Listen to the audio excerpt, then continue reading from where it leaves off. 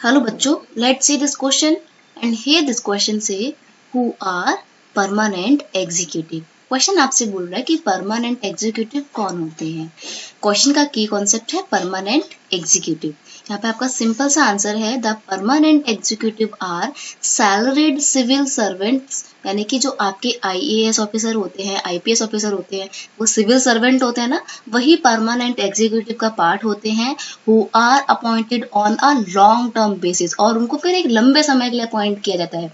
जैसे political executive का एक फिक्स टाइम पीरियड होता है 5 ईयर का, और सरकार चेंज होने के बाद पॉलिटिकल एग्जीक्यूटिव भी चेंज हो जाते हैं, लेकिन परमानेंट एग्जीक्यूटिव थोड़ा अलग है। ये लॉन्ग टर्म के लिए चुने जाते हैं और जब तक इनकी रिटायरमेंट नहीं हो जाती तब तक ये अपने पोस्ट पर बने रहते हैं।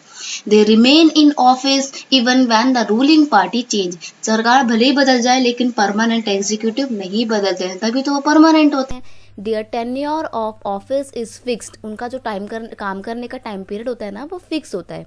दे are not answerable to the people.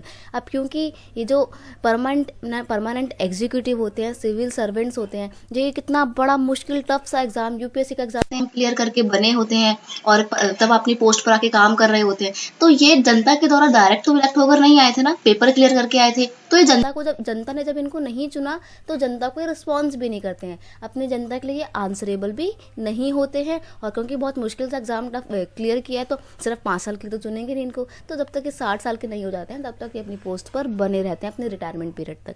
तो ये होते हैं permanent executive.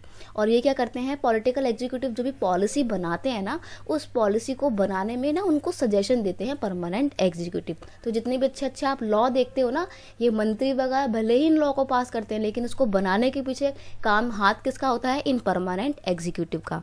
I hope you understand it well. Best of luck.